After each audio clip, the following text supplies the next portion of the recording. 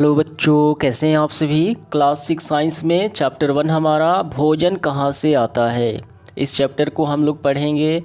देखिए, ये जो अध्याय है हमें पढ़ना है क्रियाकलाप के माध्यम से। देखिए, क्रियाकलाप 1 हो गया और इसी तरीके से टोटल 7 क्रियाकलाप हैं और इन्हीं के माध्यम से हमें इस चैप्टर को अध्ययन करना है। सबसे पहले हमारा क्या है, विभिन्न खाद्य पदार्थ। तो हम अपने आसपास विभिन्न प्रकार के खाद्य पदार्थ यानी खाने वाले पदार्थ से घिरे हुए हैं। ठीक है, तो क्रियाकलाप पहले में हमें क्या करना है कि हम क्या खाते हैं।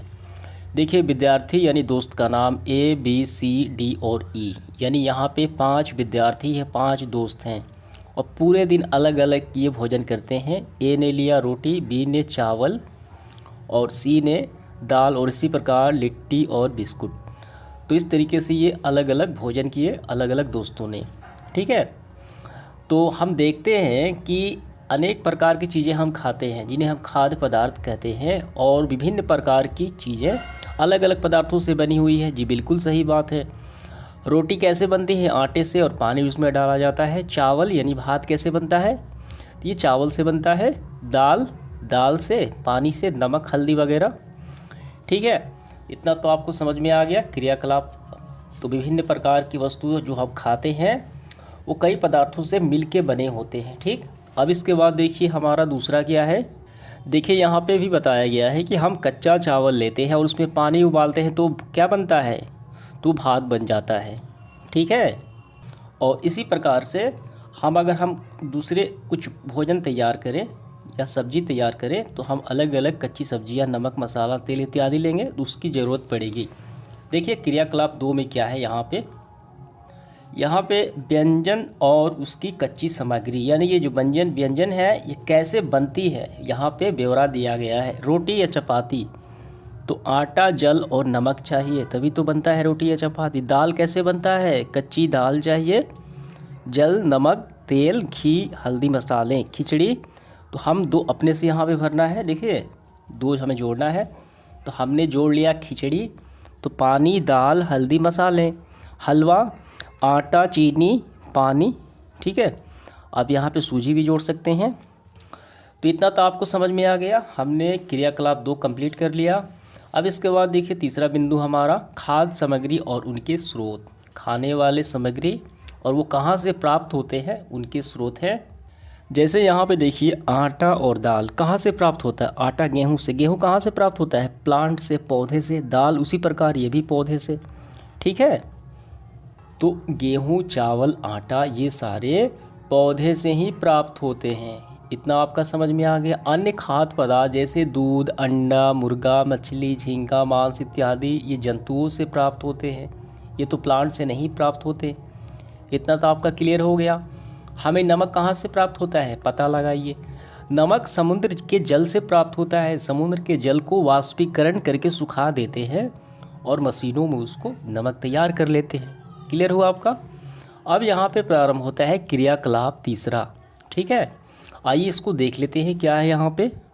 तो इस क्रियाकलाप में खाद्य पदार्थों एवं उनके स्रोत जानने का प्रयास किया गया है। देखिए, यहाँ पे खाद्य पदार्थ लिट्टी कैसे बनाई जाती है, यहाँ पे पूरा ब्यौरा है। आटा, सत्तू, नमक, मिर्च, लहसुन, प्याज, अदरक, घी ये सारे उसमें प्रयोग होता है लिट्टी बनाने में। ठीक है, तो देखिए आटा कहाँ से प्राप्त होता है। आटा तो देखिए गेहूँ से। गेहूँ क्या है, प्लांट से। ठीक है, गेहूँ की फसल। सत्तू चना से, ये भी पौधा है। नमक समुद्री जल से। मिर्च पौधा, लहसुन, प्याज, अदरक ये सारे पौधे से। और देखिए घी दूध से, और यहाँ पे आपको लिख लेना है पशु। ठीक है, ये आपका अगले पृष्ठ में क्या है, मुर्गा खीर। तो ये जो चिकन है, मुर्गा है, चिकन मुर्गा जंतु है, तो इसमें देखिए ये सारे उपयोग में आते हैं। मसाला, तेल या घी, नमक, प्याज, जल। अब ये देखिए मसाला प्लांट से, तेल या घी जंतु। ठीक है, नमक समुद्री जल, प्याज प्लांट से, जल ये तो नल ही है जल से, दूध जंतु से। अब खीर देखिए, चावल पौधा, चीनी ये भी गन्ने से, ऊख से। ठीक है, पौधा हो गया। नारियल ये भी पौधा। तो हमारा ये पूरा हुआ। अब इसके बाद देखिए यहाँ पे क्रियाकलाप से स्पष्ट है कि पौधे विभिन्न खाद्य पदार्थ जैसे अन्न के स्रोत हैं। जंतुओं से भी हमें खाद्य पदार्थ प्राप्त होते हैं, जैसे दूध, मांस, अंडे, अन्य जंतु उत्पाद इत्यादि। ये तो हम सभी जानते हैं, ये सारे प्राप्त होते हैं। ठीक है। गाय और बकरी और भैंस दूध देने वाले सामान्य पशु हैं। दूध और विभिन्न उत्पाद जैसे मक्खन, घी, पनीर, ये सारे दही कहाँ से प्राप्त होते हैं? ये पशु से। ठीक है। तो दूध पशु उत्पाद हो गए। कुछ खाद्य पदार्थ, ठीक है, जैसे नमक, खनिज स्रोत से प्राप्त होते हैं। तो नमक समुद्री जल यानी खनिज स्रोत में आ जाते हैं। ठीक, सोडियम क्लोराइड इसे कहा जाता है, NaCl। अब देखिए यहाँ पे आपको ध्यान देना है 1.3, ये बिंदु क्या है? भोजन के मुख्य स्रोत क्या क्या है? तो हम भोजन को कहाँ कहाँ से प्राप्त करते हैं? पौधे हमारे भोजन का मुख्य स्रोत है। सही बात है। हम पौधे के कौन कौन से भाग का उपयोग करते हैं खाद्य पदार्थ के रूप में? देखिए, हम पत्तियों वाले अनेक सब्जियां खाते हैं। कुछ पौधे के फलों के रूप में भी खाते हैं, कुछ जड़ के, कुछ तना के रूप में और कुछ फूल के रूप में भी खाए जाते हैं। ठीक।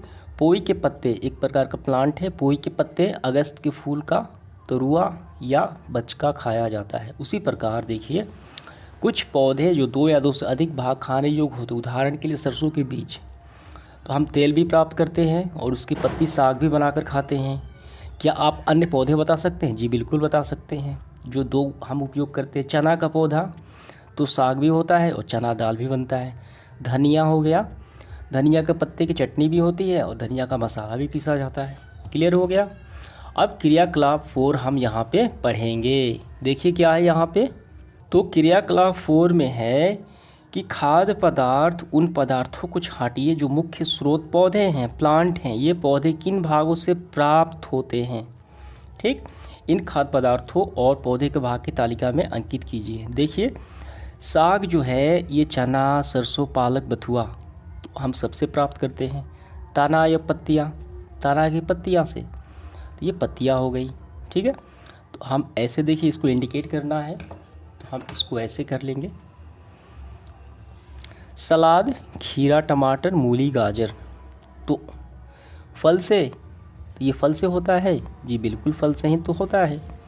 ठीक। तो ये फल हो गया। देखिए, खीरा जो है ये फल हो गया, टमाटर भी फल, और ये मूली, गाजर ये जड़ हो गया। ठीक, ये आपका ठीक है। तेल देखिए उसी प्रकार, मूंगफली, सरसों से तेल पाया जाता है। सोयाबीन इत्यादि से भी, ये बीज हो गया और ये भी बीज हो गया, दोनों बीज हो गए। क्लियर हुआ आपका। देखिए बच्चों, यहाँ पे क्रियाकलाप 5 में क्या बताया गया है कि यहाँ पे आप मूंग या चना की दाल लें और उसे पानी में डाल के कुछ दिनों बाद देखेंगे तो अंकुरित हो जाता है। ठीक है। तो उसे अंकुरित होना कहा जाता है और इसे हम आसानी से खा भी सकते हैं। काफ़ी स्वादिष्ट होते हैं और ये पोषक वाले होते हैं। कैसे होता है समझ में आ गया। कपड़े में इसको लपेट दिया जाता है। बीज को 2-3 दिन बाद आप देखेंगे तो पाएंगे। अब इसके बाद देखिए हमारा क्या है, शहद कहाँ से प्राप्त होता है? तो शहद मधुमक्खियों से प्राप्त होता है। मधुमक्खियाँ छत्ता लगाती हैं। कैसे प्राप्त होता है? देखिए, फूल और उसका मकरंद वर्ष में केवल एक समय ही उपलब्ध होता है। मधुमक्खियाँ मकरंद को अपने पेट की एंजाइम की मदद से पचाकर शहद बना लेती हैं, जो फूलों से प्राप्त करती हैं। ठीक। और यह शहद फफूंदी बैक्टीरिया लगकर ख़राब नहीं होता। मधुमक्खी इन भंडारण कर लेती है ताकि पूरे वर्ष इसका उपयोग किया जा सकता है। तो इस तरीके से शहद प्राप्त होता है मधुमक्खियों द्वारा।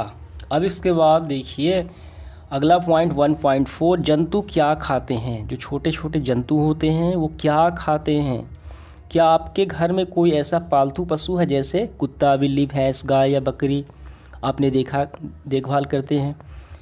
तो ये जानकारी आपको अवश्य होगा कि ये क्या खाते हैं। ठीक है। देखिए, अन्य जंतु क्या खाते हैं तो हम तो सभी जानते हैं। ये सभी देखिए, कुछ शाकाहारी भी हैं, कुछ मांसाहारी भी, कुछ सर्वहारी भी होते हैं।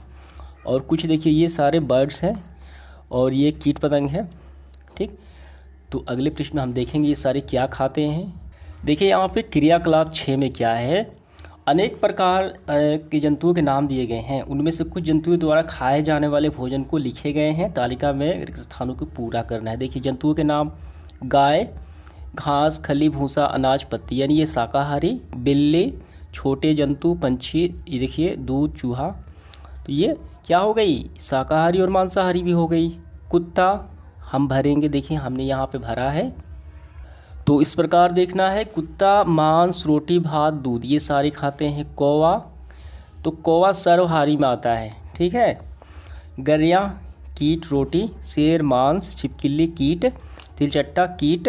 देखिए तिलचट्टा जो है ये भी सर्वहारी में ही आता है, मनुष्य और तिलचट्टा। कौवा भी हो गया मनुष्य सर्वहारी। चूहा कीट, रोटी, अनाज। बंदर रोटी, फल, अनाज, ठीक है, ये मांस नहीं खाता। अब इसके बाद देखिए क्रियाकलाप हमारा आखिरी 7वां है, ये काफ़ी महत्वपूर्ण है बच्चों। देखिए इसको काफ़ी ध्यान से आप। उपयुक्त तालिका हमने अभी देखा बनाया है, तो कौन से जंतु है जो केवल प्लांट खाते हैं, पौधे खाते हैं और उसके उत्पाद खाते हैं, तो ये सारे खाते हैं, तो वो शाकाहारी हो गए। कुछ ऐसे जंतु जो दूसरे जंतुओं को भोजन करते हैं यानी मांसाहारी, शेर, बाघ, चीता, ये सारे मांसाहारी। कुत्ता भी हो गया। गाय शाकाहारी हो गई। और इसी प्रकार से कुछ जो है पौधे और जंतु दोनों खाते हैं, सर्वहारी, जैसे मनुष्य हो गया, ठीक है। चलिए देखते हैं तालिका 1.5 में क्या है। ये आपका क्लियर हुआ। ये सवाल में भी पूछे जाएंगे, शाकाहारी, मांसाहारी और सर्वहारी किसे कहते हैं।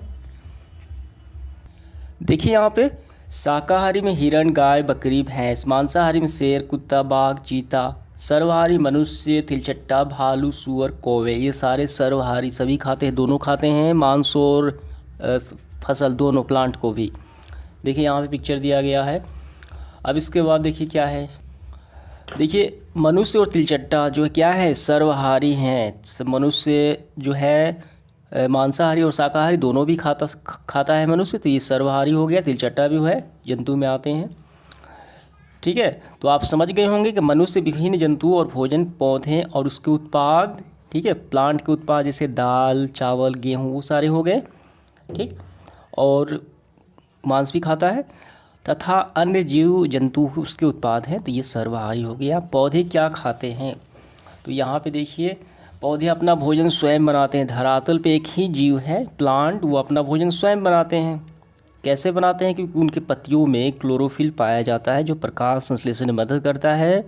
इसके वजह से वो अपना भोजन स्वयं निर्माण करते हैं, ठीक। तो इस तरीके से हमारा सेशन समाप्त हुआ और इसके क्वेश्चंस को हम अलग से वीडियो में हल कर चुके हैं, आप वहाँ पे सर्च करके देख सकते हैं, ठीक है।